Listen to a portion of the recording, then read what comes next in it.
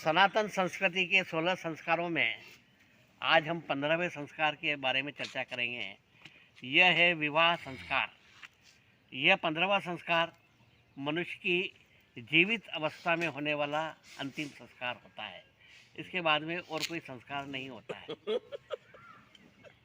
16वां संस्कार जो दाह संस्कार है वो मरणोपरांत होता है। जीवित अवस्था में होने वाला यह अंतिम संस्कार विवाह संस्कार जीवन में बहुत महत्व रखता है। इस विवाह को करने के बाद में मनुष्य गृहस्थ आश्रम में प्रवेश करता है। गृहस्थ आश्रम जो 4 हमारे आश्रम बताए गए हैं उनमें सबसे धन्य और श्रेष्ठ है, क्योंकि गृहस्थ आश्रम यदि नहीं हो तो इस सृष्टि का संचालन नहीं हो सकता है। विवाह हमारी संस्कृति में, हमारे धर्म में, सनातन में यह कोई विषय भोग की वस्तु नहीं है। ये धर्मयुक्त जीवन जीने के लिए, धर्मयुक्त संतान उत्पन्न करने के लिए, सृष्टि का संचालन करने के लिए गृहस्थ धर्म आवश्यक है।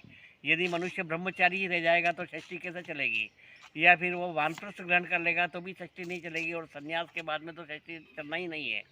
संन्यास यह भी एक आश्रम है। संन्यास का मतलब क्या है? जो मनुष्य मरणोपरांत समस्त वस्तुओं का त्याग कर देता है, मरने के बाद में सभी वस्तुओं का त्याग हो जाता है, परंतु उन वस्तुओं का जो व्यक्ति जीते जी त्याग कर दे उसे संन्यास कहा जाता है। परंतु गृहस्थ आश्रम में यह संभव नहीं है। गृहस्थ आश्रम में सभी करना पड़ता है, और गृहस्थ आश्रम को धन्य इसलिए बताया गया है कि मनुष्य जो धर्म और मोक्ष को प्राप्त करना है वो गृहस्थ आश्रम में ही रह करके कर सकता है, और वैराग्य पूर्ण गृहस्थ को श्रेष्ठ माना गया है। ग्रही विरति रत हर्ष जस विष्णु भगत कर दे। जो ग्रही है परंतु विरति रत है, वैराग्य में रत है। कबीरदास जी ने भी लिखा कि साईं इतना दीजिए जहाँ में कुटुंब समाए, मैं भी भूखा न रहूं और साधु न भूखा जाए। तो गृहस्थ में रहते हुए यदि मनुष्य धर्म करे, वैराग्य को धारण करे, तो वही गृहस्थ आश्रम को धन्य माना गया है। महाराजा भर्तृहरि ने अपने नीति शतक में भी गृहस्थ आश्रम को ही धन्य बताया है। सानंदम सदनम सुतांश सुदीय कांता प्रिया वादिनी इच्छा पूरित धनम स्वयोषित रति स्वाज्ञा परा सेवका आतिथ्यम शिव पूजनम प्रतिदिनम मिष्ठान्न पानम ग्रहे साधो संगमुपासते च सततम धन्यो गृहस्थाश्रम। गृहस्थ आश्रम को सबसे धन्य कहा गया है कि गृहस्थ आश्रम की जो परिकल्पना की गई है उसमें सानंदम सदनम, मकान भवन अपना ऐसा हो जो सुख सुविधाओं से पूर्ण हो।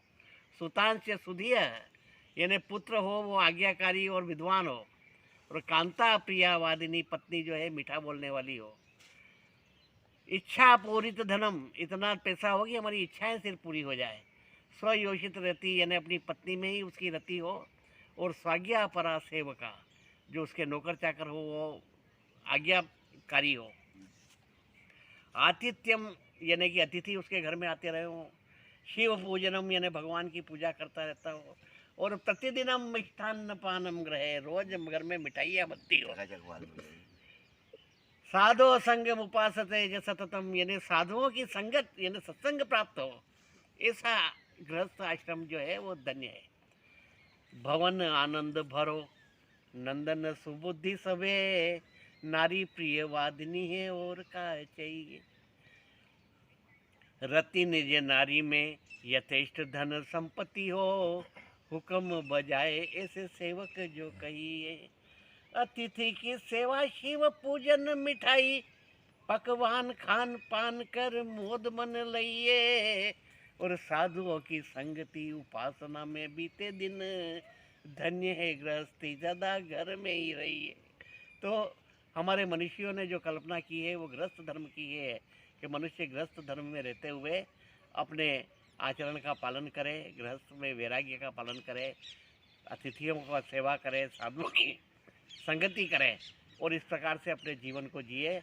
तो ये विवाह संस्कार जो है गृहस्थ धर्म में प्रवेश के लिए किया जाता है। कल हम हमारे 16 संस्कार में जो अंतिम संस्कार है उसके बारे में चर्चा करें।